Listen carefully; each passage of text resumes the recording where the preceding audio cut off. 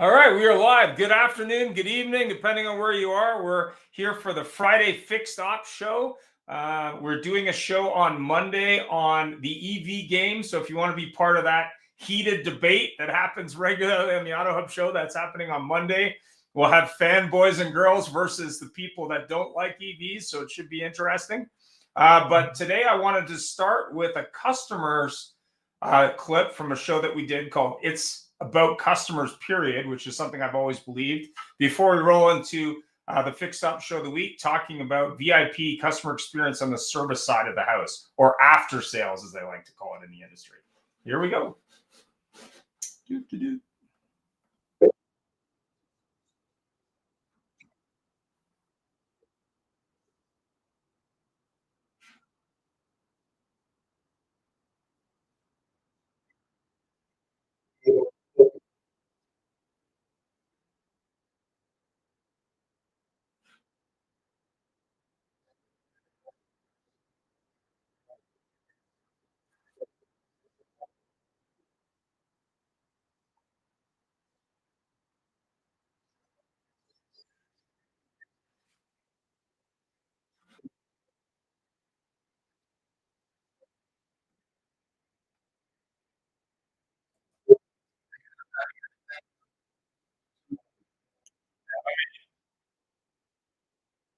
I didn't shut the audio.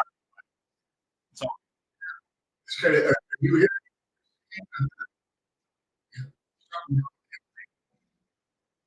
broadcasting.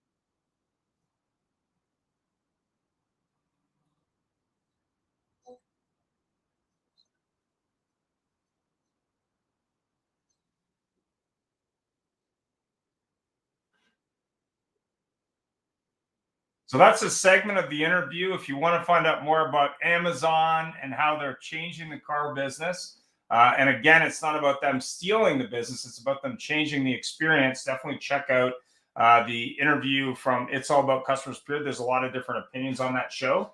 But let's get into the show. So here we go with our new trailer. And if you are interested in sponsoring the Fixed Op Show, that is available. Just reach out to the Auto Hub Show team. Here we go. Share. Desktop 2, sure, here we go.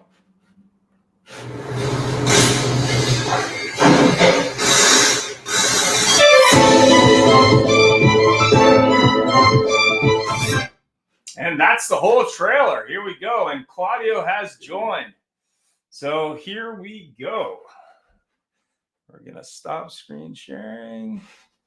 Stop share, and we're moving over. So Claudio has joined, but since he's late to the party today, we're going to start with the first person to start that was here, which was early, which was Christine. So Christine, maybe you can start by introducing yourself, but more importantly, answering the first question, which what is your experience is the best way to create a VIP customer experience in the service or after sales side of the house. So go ahead. Yeah. Hi, everybody. I'm Christine Mitchell, and I am the car lady. I've been the car lady now for the last 27 years. Got in the industry at the tender age of 16 in the lube lane of a dealership in my hometown, apprenticed out of that store. And I've been on the road now doing the after sales seminars called Know Your Car Night at dealerships across Canada for the last 27 years. Wow. So what's the VIP experience expert tip from your perspective with 27 years of creating that experience? What do you think the expert tip is that dealers should take advantage of? Well, every dealer, of course, always wants to bridge the gap between sales, delivery, and service, because we in this room all know that service is essential. But once you get the guest into your store, the customer into your store, the education of that customer on what your store offers and what your store's benefits are the number one thing that will increase the VIP experience. And that goes from the very beginning, from making the appointment to understanding the controls of the vehicle. If an emergency light comes on or a maintenance minder light comes on, what does that mean? How should you come in? The convenience of the dealership, night drop-off, shuttle, Saturday hours, do we wash after service? If you educate your guest on the benefits and service of your dealership, you will create for them a VIP experience that they'll thank you for in the future. Fantastic. Great answer. So the next guest is Mr. Paul. And Paul has claimed that he's not the expert in service, but anyone who's worked in a dealership or with the dealership or been a customer probably has some opinions. So Paul, tell us more about what you do. And more importantly, what do you think, in your opinion, is the best way to create a VIP customer experience in a service department of any business, including cars? Yeah, well, Ian, thanks for having me on. And yeah, I'm not, when we talked about me joining this podcast, I kind of said, hey, I'm not the service expert per se. Our product is more of a customer retention tool. And what we do is we let the dealers sell them, then we keep them coming back. So we're really good. And I can talk a lot about how we get that customer back to service. Once they get into service, then that's not really my wheelhouse per se, but I do know that just from a customer experience standpoint as a whole, dealers need to be doing a better job of providing a more personalized service, right? Really showing that customer that they care about the customer, providing a personalized experience as opposed to treating them like a number. And that comes to not only personalization, but just transparency in general. There's, what it is that they're doing, what the costs are going to be, et cetera. I know as a customer, that's what I want. And that's what I would expect, and that's what I would appreciate. So that's it. I don't know if that is really adds much value or not, but that's kind of what I'm thinking. Fantastic. And last but not least, the famous Claudio Fiacco. Claudio, tell us more about what you do, and more importantly, what is a VIP customer experience and service in your opinion? I think I'm kind of with Christine and Paul both. Like we are also a retention tool as well here in Canada. It's called Bumper. We know how to get them back to the store and how to take care of them along the path of the ownership of the car. But I'm going to tell you about an experience that I had at Lexus of Vaughan. Okay. And so my wife drives a Lexus, and we're with for service. And the one thing they do really well, they ask you a couple questions on delivery. And I didn't know this was going to be a thing. And maybe Christine, actually, I think even at the Wayne's Group, they do the same thing. But on delivery, they'll say, what's your favorite radio station in your car? Or some of the radio stations, whatever it may be. But at Lexus of Vaughan, they ask you about your coffee or your tea drinker, and what are your interests? So now, get this: the car arrives, I get approached by my service advisor, car goes in, whatever, no problem at all. But they come back and say, "Would you like coffee?" And then, yeah, sure, free milk, right? And I'm like, what? Forgot that they had that note in their service little tagline. Right, and it was crazy that he remembered, right? So for me, again, I walked away saying, "Shit, they really, that was good. That was nice that they did that." With, like Paul said, with retention tool, yeah, we have a lot of campaigns that we run start to finish to get that customer back, because intervals are becoming longer. So how do we get the customer to come back? Christine is an intricate part of what she does with our tool as well. We use her in that get to know your car night. Because it's a great thing to have. It's fantastic to have that customer back. We implemented something coming back at 1,000 kilometers for that second turnover or second delivery, if you want to call it. Meet your advisor. Meet your advisor, making sure that the appointment was set for the first time by the salesperson. But now you met your advisor. Now you're starting a relationship. Wash my car, and you're on your way home. And again, when we make that phone call for a BDC, it's now the salesman did it. Now we did it on 1,000 kilometers. And then Christine comes in at 3 months and does her get to know your car night. You've got a VIP experience. You're different from everybody else who's not doing those steps. Yeah, when we do the events, we always ask the second question on my mouth is, how many of you were surprised to be invited to come back to your dealership tonight? And we typically get about 80% of the hands, because their normal experiences when they've taken delivery of the vehicle is a wave goodbye. And the dealerships that I work with really want to bridge that gap between the sales and the service department. So VIP really, again, continues that education, like how to make an appointment. What does an appointment mean? How does the shop run? And so when you educate your guests, they'll have a much better VIP experience. Yeah, I mean, it's interesting. It's great. I'm telling you, it's been to a bunch, and Christine, I can always say it's a great experience from Matt, because I've seen her do it, and it is impressive how she does it. It works really well. Customers' faces light up. Oh, this is interesting. Now that's fun. And there's some jokes in there, which is kind of nice, right? But it really is important. Even the little thing, Paul, I don't know if you guys in your side, but I always ask my leader on delivery, send a letter to the house saying thank you for purchasing from our and being part of the family. And then they say to us sometimes, well, it's a bit more money. Well, yeah, it's 100 deliveries at $2.95 each, just $295. You're going to do that. You have to do it. I had my own dealership. I had my Hyundai store, and I sent a letter home. We bought a new car. Like, why would you not do that, right? Well, Yeah, I I agree. agree with that, and I think a lot of, dealers fall into the trap of relying upon their sales reps to do certain things. And the problem is these sales reps, well-intentioned or not, they're busy and things are going to slip through the cracks. So putting automation in place to really maintain and nurture that relationship post-sale, I think is the key. And, I'm of the belief that, and Ian, you and I were talking about this earlier, is that, human nature is such that if we're treated well, we want to reciprocate, right? So if a sales rep is doing a great job with me and really hooking me up, I want to be loyal to that sales rep. The problem is, as much as I want to be loyal, if the dealership and the sales rep doesn't make it easy for me to remain loyal, guess what? I'm not going to be loyal. So the key to the loyalty and the key to keep getting people to come back to service, come back for trade-ins, repeat purchases, etc., is maintaining that relationship and providing that value, right? And then making it easy for that customer to, first you got to earn it, then you got to make it easy. Yeah, well, I mean, it's funny. I had to move a box from New Orleans back to Calgary that was left there because it got there late for NADA. And there's two choices. There's the Power of Brown, UPS, and the Power of FedEx, Power of White and Blue, or whatever. And really, it was two options to ship it back. And I thought it was pretty simple. I want to move a box from here to here. But the difference really was in the level of service. One option was, you got to do it all yourself on their website. Good luck. And the other option was like, yeah, can we help you do that? And that made all the difference to me. But really, from a price point of view, it had nothing to do with price. It had to do with, I need this to happen. Yeah. Like, how can I make this, facilitate this? And I think the same thing is true when you're looking at service. People want you to fix the car right the first time. They want you to do it properly and at a fair price, whatever that looks like for them and for you. But more importantly, it's got to be something that makes sense for the customer from the customer experience point of view. Sorry, there's someone else joining here. So your vehicle is the second largest investment next to your home. And to your point, Paul, as much as you want to be loyal to that salesperson, you spend 5 hours in the showroom and 4 years in the service department. And if things don't go well back there, you're probably not going to be that loyal.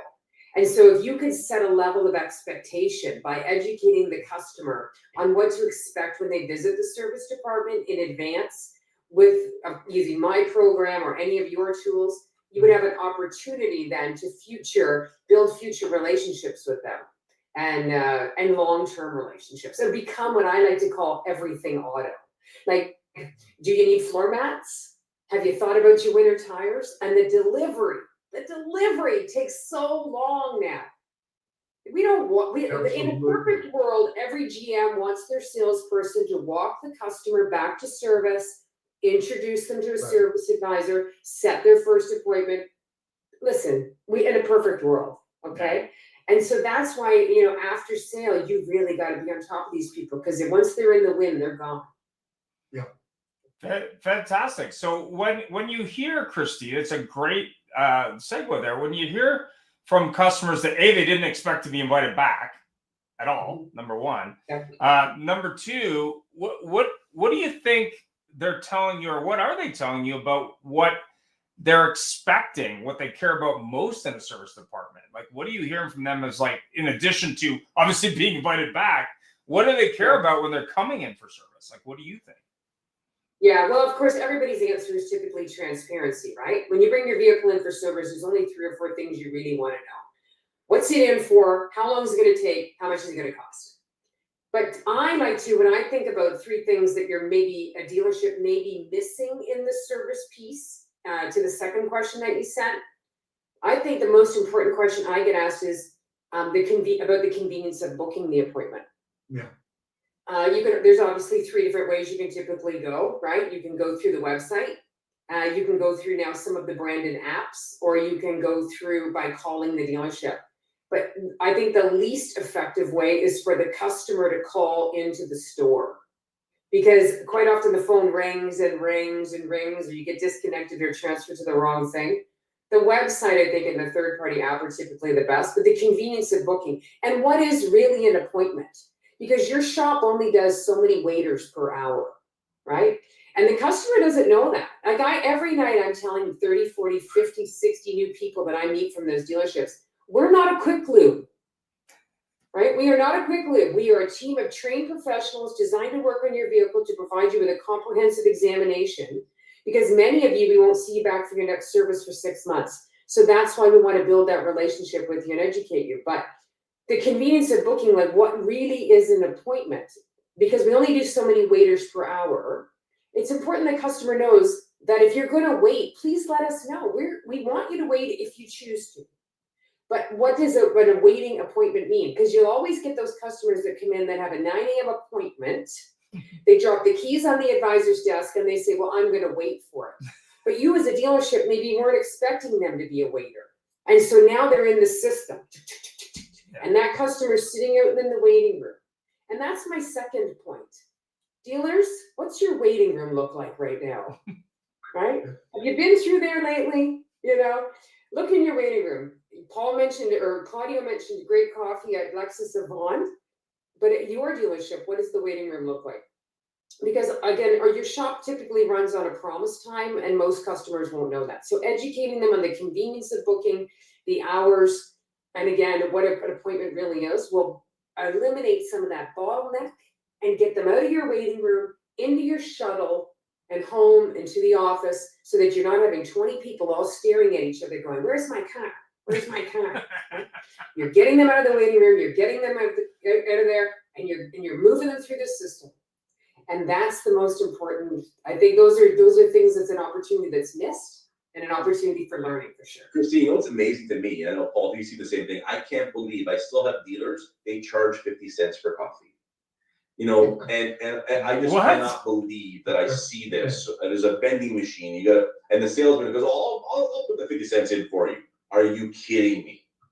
Well, Like, I have a funnier one. Guys. I could never understand that. I have a funnier one for you. Paid for in the waiting area. I have a funnier one for you, Claudio. It's so easy, isn't it? You know, what do they say? The extra mile, it's not crowded, but we're talking about little things here that are so easy to implement. And I love your example of knowing what type of coffee you want.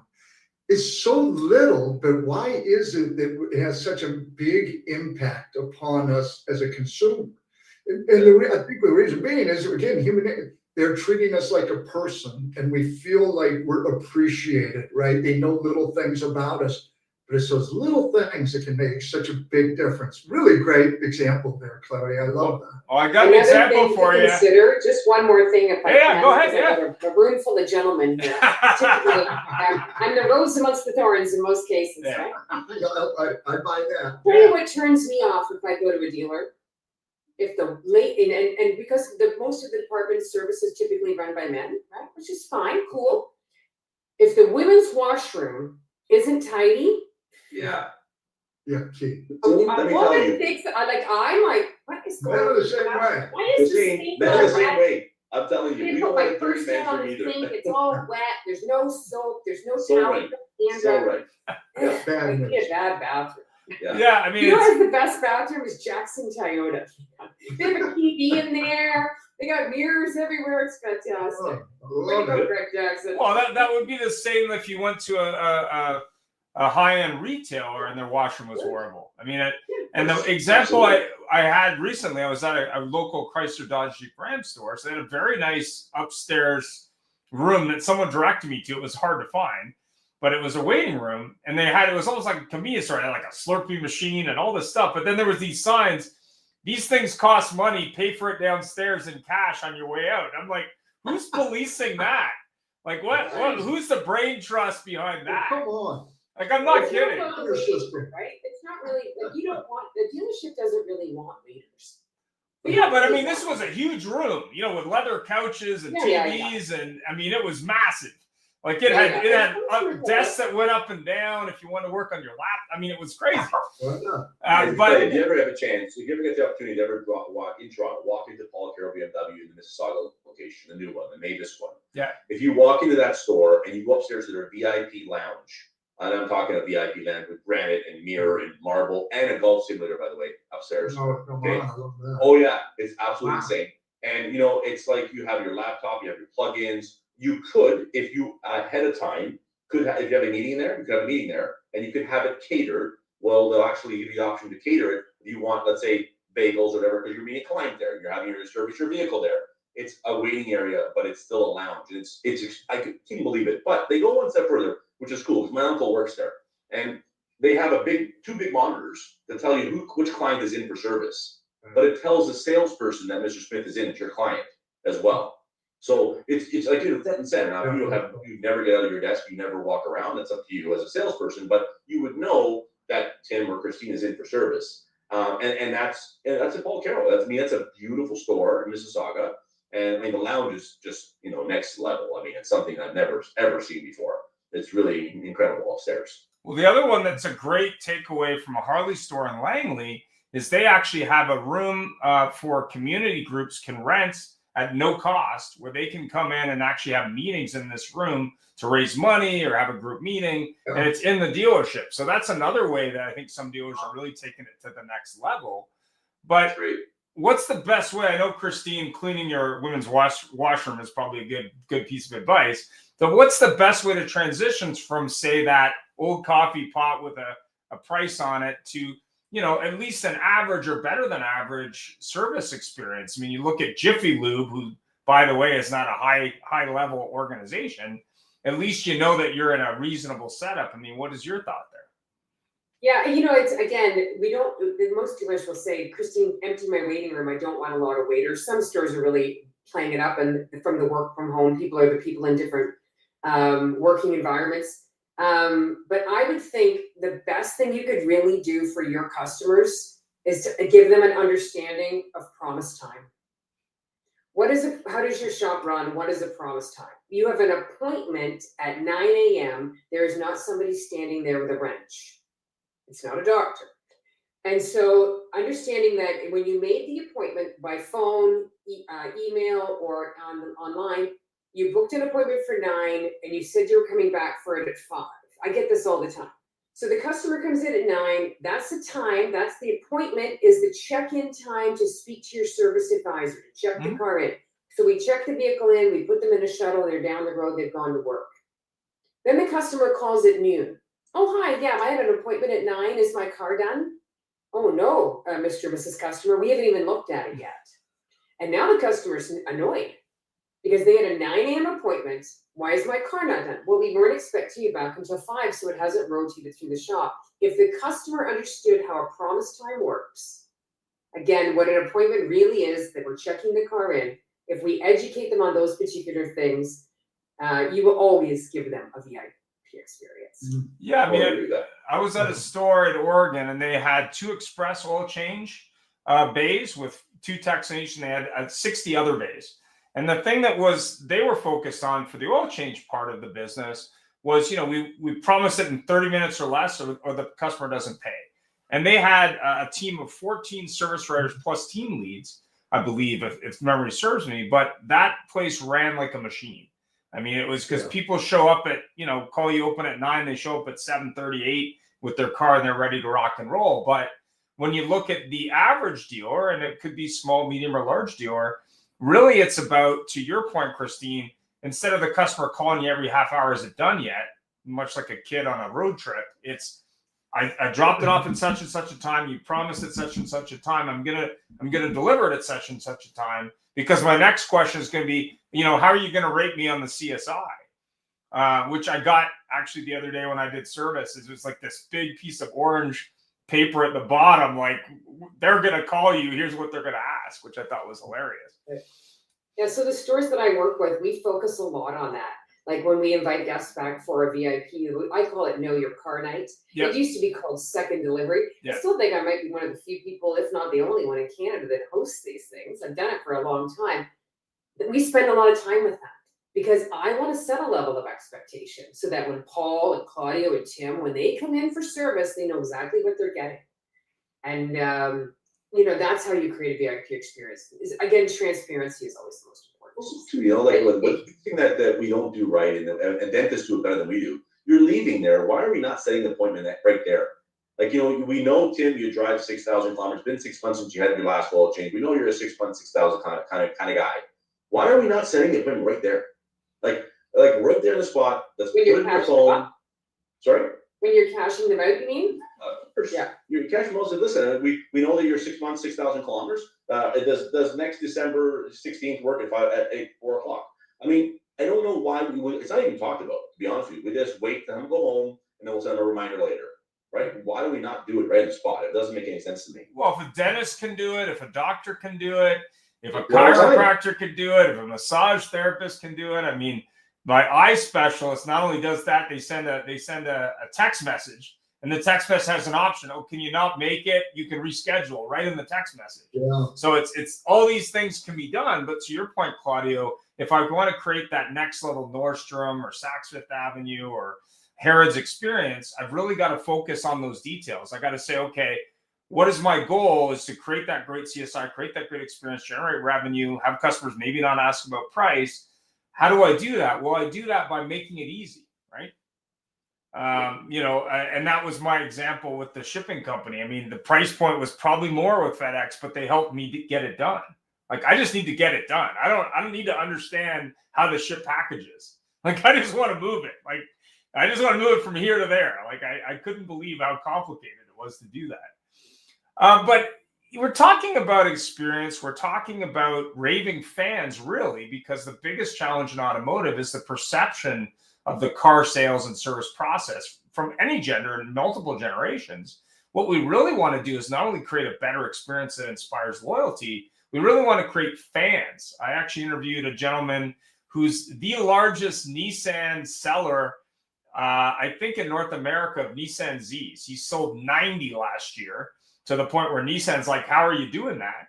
And really, it's about a passion for the brand. But more importantly, really someone who's that passionate about that customer experience, about fixing that car, about helping that customer, is going to create those raving fans, and CSI won't be a worry.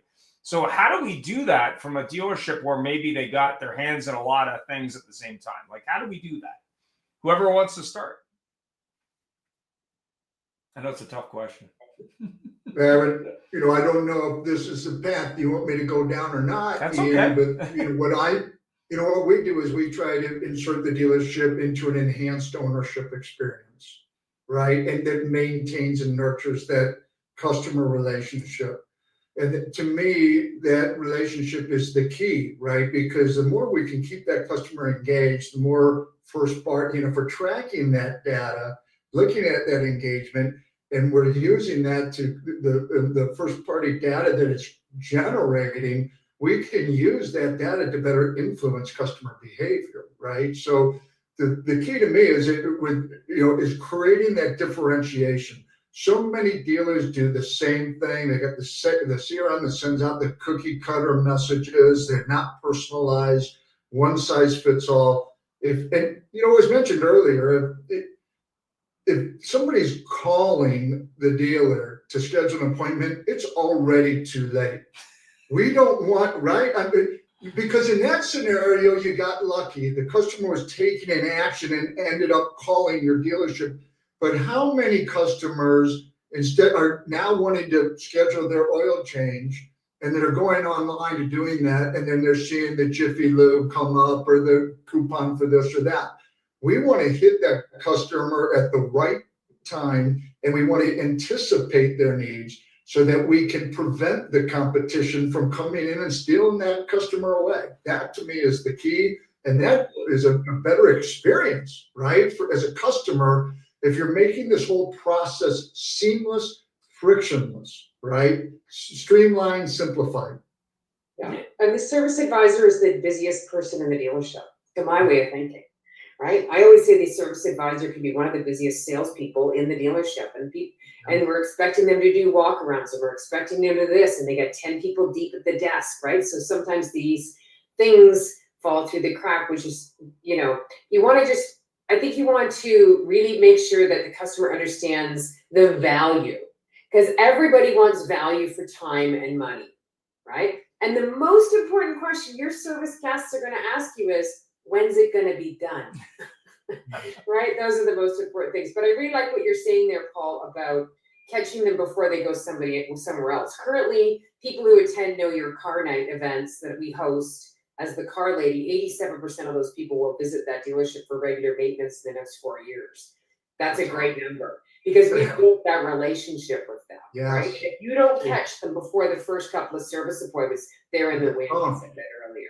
And we do a lot more than just talk about your service department. We talk about, like, for example, when you brought the vehicle, I always say that to people, when you brought the vehicle home, the delivery is overwhelming. First you come in, you do all this paperwork.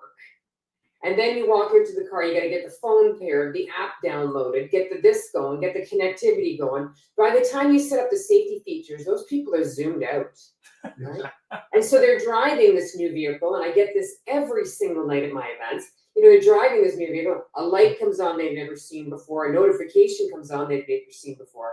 We want to use Know Your Carnet as a tool to educate them not only on the vehicle they bought, but get those guests who have those technology questions back to your showroom and not tying up your drive-through, right? The drive-through is not the area to sit in the car with Mr. and Mrs. Customer and go over all the buttons and the gadgets again. Let's move that back to the showroom and let service be service.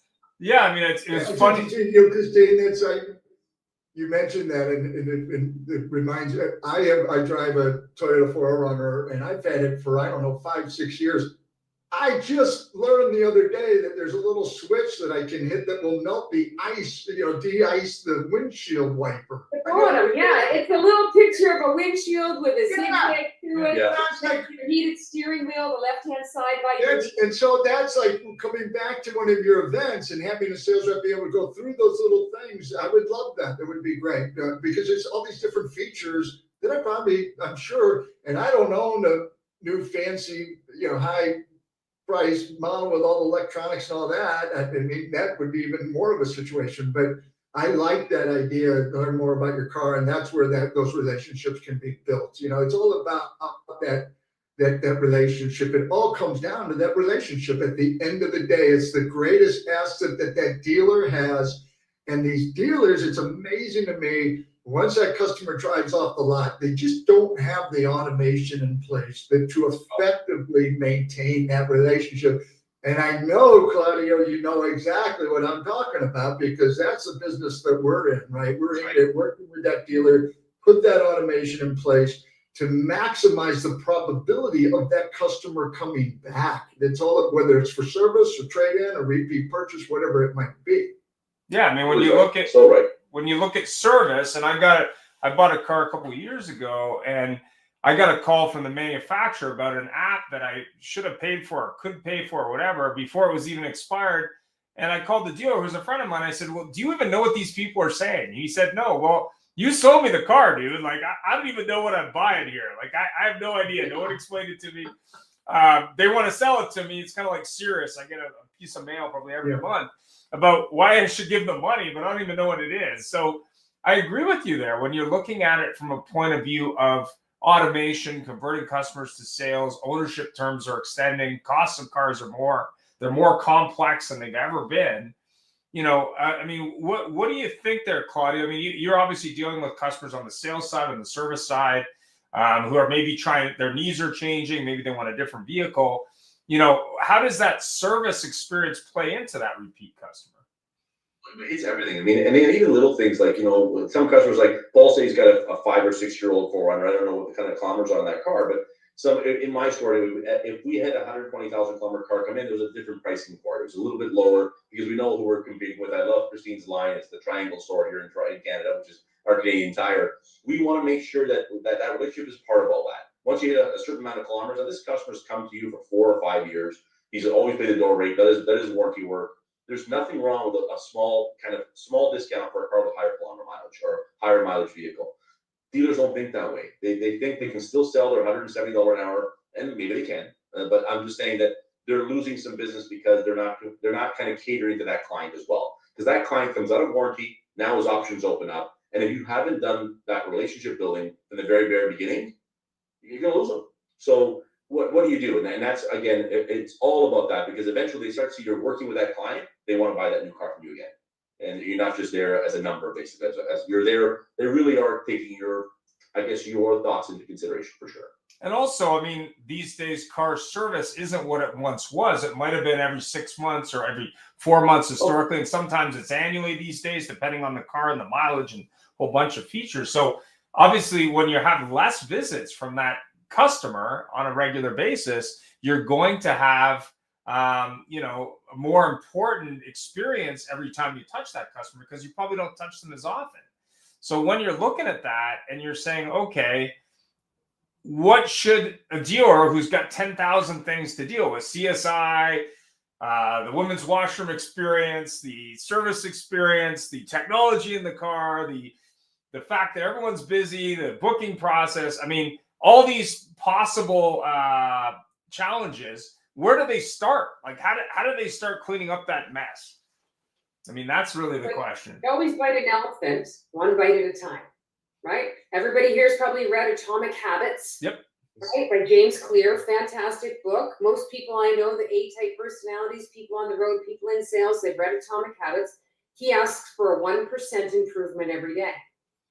And if you want, you can't go in and make these monster changes. And you have to give your people time to adapt and adjust, your customers time to adapt and adjust.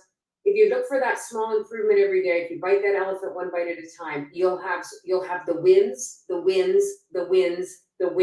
that momentum builds, right? You don't build culture overnight. That's for sure.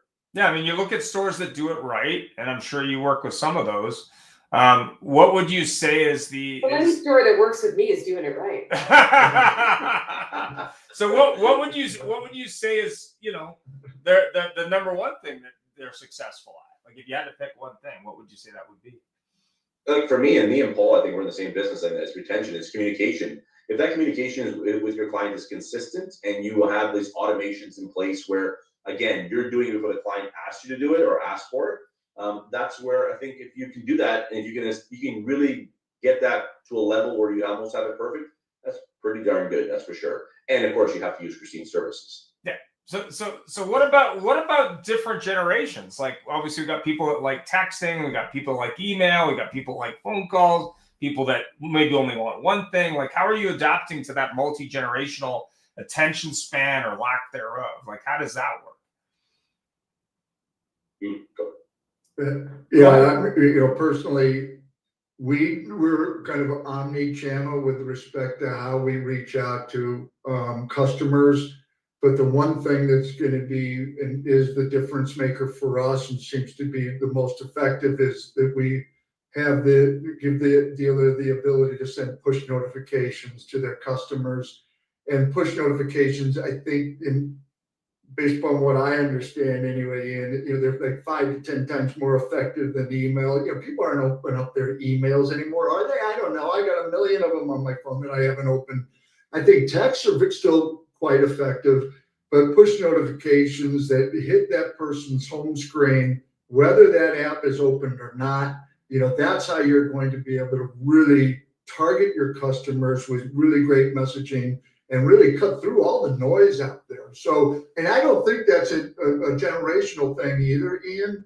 I don't think whether you're young or old, I'm an old guy. I know how to, push one just came up on my phone. Okay. Pretty simple. So it's meeting that customer and where they are and doing it in the most effective way. And I'm not saying that necessarily you should do one way or the other, but it is a combined approach. And then track, monitor, measure everything, and then continually optimize.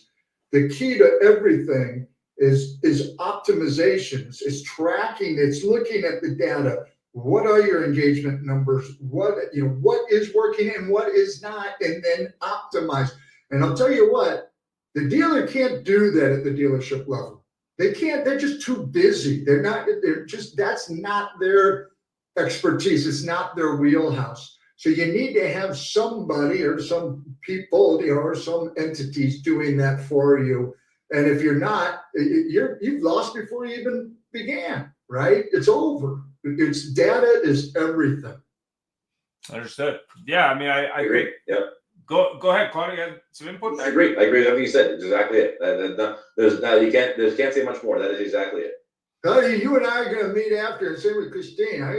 Looking forward to talking with you guys. This is the first time meeting you guys. You guys obviously know each other, but let's get together and powwow, share notes. Tim is one of our executives here in Canada as well. So he's Hey, Tim. ex Mercedes-Benz store and ex Chrysler dealer. So Nice. Definitely lots of experience there for sure too. So Tim, did you have any thoughts on customer experience in service? Me, sorry? Yeah, do you have any thoughts? Yeah, I was just listening to everybody because, like I said, there's lots of good ideas. I guess one of the ones, because I was on your podcast before, and there was one lady was on with us, and she was talking about dealerships calling their own dealership. And I think about, you just mentioned that big store you were in. Was it in Oregon? Yep. You said? Yep. Yeah. So I go back to Carl Sewell again down in Dallas, right? He was one of the top Cadillac dealers in the U.S. I think there was 4 competitive Cadillac dealers in Dallas where he was. Of course, he was number 1. None of it was about price. Yeah. Not one part of it. The place ran like a machine. And I go right back to 1990.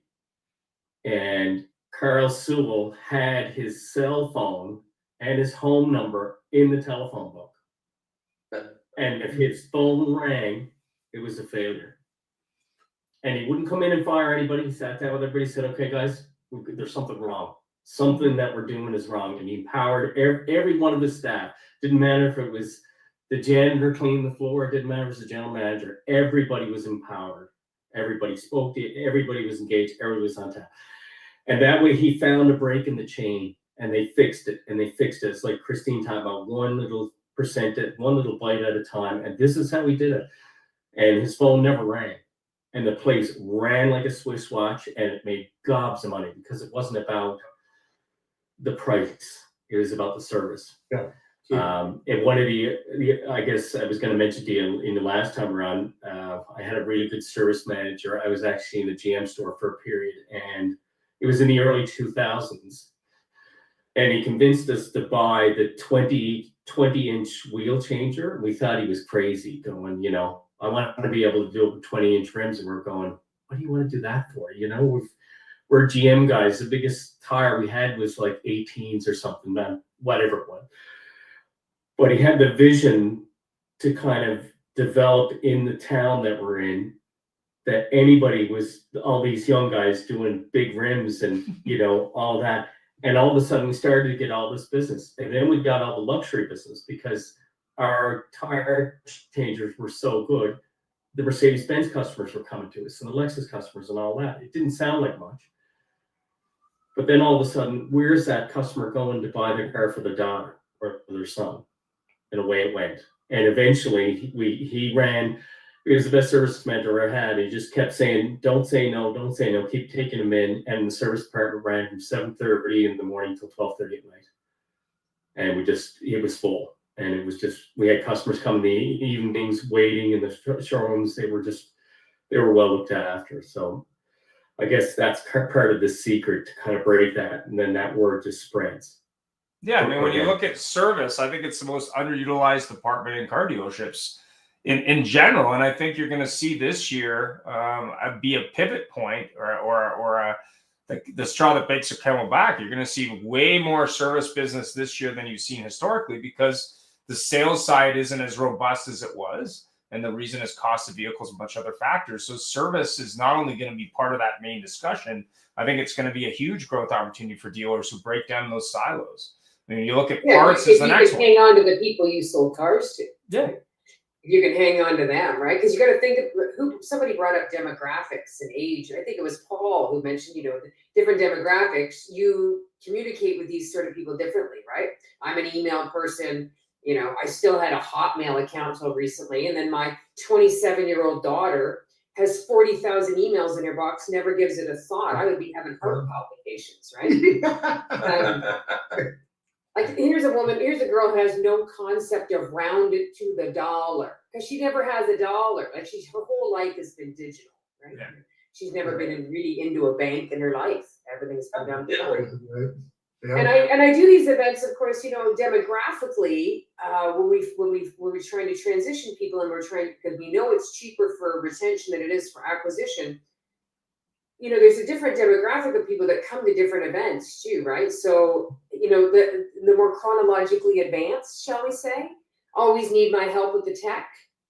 And then the younger demographic in the room need more help with the mechanical or the understanding of maintenance. Why do we maintain a car? My daughter's partner is a lovely man and he's an excellent gamer, but he's not a technician. He didn't learn it from his dad, who didn't learn it from his dad. You know what I mean? Yeah. So the generational of working on your own car has been lost. A lot of new Canadians are coming. A lot of new people are in our communities. They don't have either the understanding or the loyalty to a particular dealer. And so to your point, Ian, service is going to become more important. Service is and always has been essential. But for the first time, COVID brought that into focus in a way that it never had been before because service kept the lights on. Yeah, but you look at the 10 to So 12 think year about your life cycle. demographics as well when you're thinking about what you want to offer people. Yeah, 10 to 12 years is the average life cycle of cars today. People are owning them longer than ever. So if you're on the service side of the house and you want to buy cars, you want to sell cars, you want to service cars, that's a focus. But more importantly, if all the teams ran in the same direction, if you had the service team and the sales team and the parts team and the body shop and everyone working together, just imagine the possibilities. Because I was, as I said, servicing my car and I asked for a set of wiper blades. And the guy was like looking at me like I had a horn in my head. I said, well, yeah, well, which type? I'm like, I don't know. You sell wiper blades. Like, set me up. And then he's like, well, where do you want them? I'm like, well, the front and the back, right? He goes, well, some people don't get the back at the same time. I'm like, just set me up with some wiper blades, man. Like, I don't know why I'm talking you into it, but it was crazy town to me. I was Maybe like, you didn't need wiper blades. Maybe you just needed to clean the blades you had. You know, some full strength vinegar on a cloth. You rub that down the blade, it'll clean all the road debris off. I don't And then know. sometimes, like with Paul's car, Toyota sells a wiper insert. You don't need the whole blade. You could just buy the insert. So, you know, you should go to a know your car night. Yeah, I don't know. I don't know. You know, as I'm sitting here listening to all this, I'm thinking, you know, it comes down to the fact that loyalty is not given, it's earned, right? And what is the dealership doing to not only earn the loyalty at the time of sale, but continually earn that loyalty?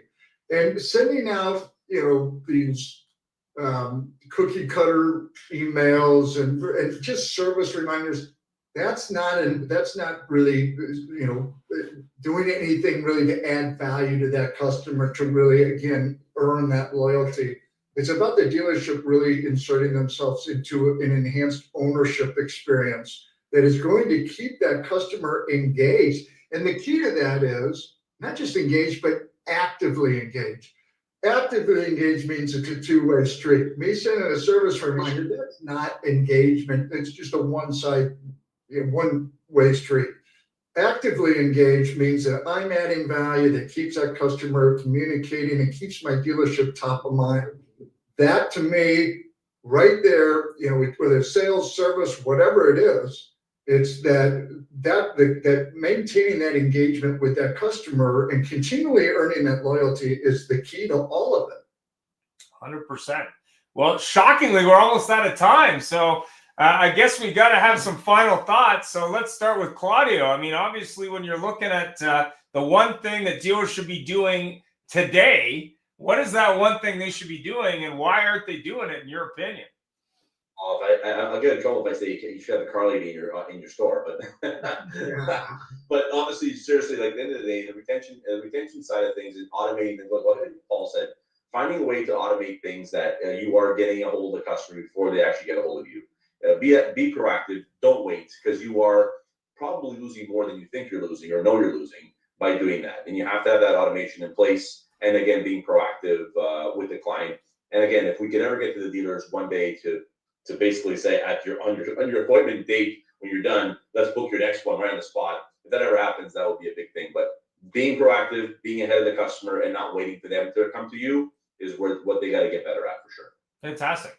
So Christine, I mean, obviously they have to have a new owner night or a car lady experience, but you know why are they not doing that? Like, I'm just curious. Like, You know, why it's are a they not? win-win. I don't know why. Yeah. Listen, here's what I want to say about your question that you just asked for a final thought. Yeah. Our first instinct is to talk about how we're going to get the customer back, get the customer back. How can the dealer improve the service or the customer experience? I like to see the dealer empowering their employees with confirmations of affirmations of what they do all day, appreciation, with words of kindness. I'd like to see the people that are working in the dealership moved up. You know, we always have lots of conversations about more women in the car business. International Women's Day is coming soon. There's lots of conferences and opportunities. As a GM, when you get invited to a conference or an event, reach down into your team, because what happens is we get a lot of vendors at these things and a lot of executives, but we don't see a lot of receptionists, and we don't see a lot of advisors, and we don't see a lot of the people who are boots on the ground every day who would love an opportunity to come to a conference or a learning opportunity. And so I'd like to welcome the dealer, encourage the dealer to support their own team and to empower them and to appreciate them and to give them an opportunity to grow. That's great. If you look at Centez Automotive out of Kelowna, I believe is their main office, they not only do that on a regular basis on social, they really celebrate the different employees. But the other one that I want to bring up is Barry Jordan runs a Ford store in my market, and we did a show on onboarding for new staff. And it was a masterclass on how you retain staff and make them comfortable from day one. And it was shocking because I've done many shows on hiring over the last 6 years, most of which aren't watched very much by many people outside of human resources. But that show is a masterclass from the general manager and owner on down to say, hey, we don't want to keep searching for staff. What if we just hired them right in the first place? Yeah. Well, And- Tim, and a it's few a great minutes thing. ago spoke about this dealership, right? Who sold all these vehicles, or somebody's mentioned it, Yeah. sold all these vehicles not based on price. Yeah. Well, employees aren't typically based on money either, but are they valued, right? The people that work in your dealership every day, do they have the empowerment and the value from you as a dealer to greet these service customers now with the respect and the loyalty and the kindness that they would expect? So I'd like to see some of that too. Fantastic. Phil? Paul, sorry. Any final thoughts? You can call me whatever you want. You just don't call me late to dinner. But I'm bummed. Okay, that's my one joke for tonight. But I'll be here all week. No, but seriously, what is that old story, right? The story of the farmer who owned a big piece of property, and he sold his property to go seek his fortune in the gold rush, only to find out that after he sold his farm, that they discovered oil underneath his farmland that was worth millions, right? And my point being is, the dealerships are, they're going out for the gold when they don't realize that the massive wealth that lies right under their nose, right under their feet, and that's their existing customer base. They got to put systems in place, automation in place to keep, you drive through Kansas and you see those oil pumps going up and down, just continually pumping.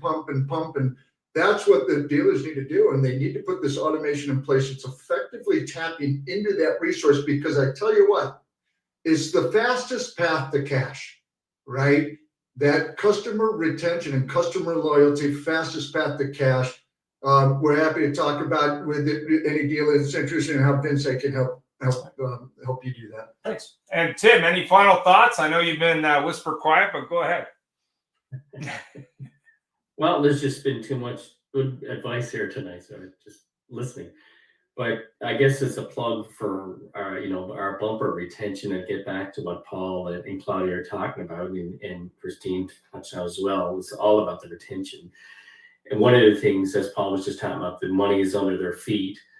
And what we see and I don't care what dealer it is, I don't care all across North America, their DMSs, most of them they use, they don't have good visibility on their customers. They don't really have a handle on how many they actually have, how many are compliant within the privacy laws, how many are into service, how many under parts, and how many are active with them.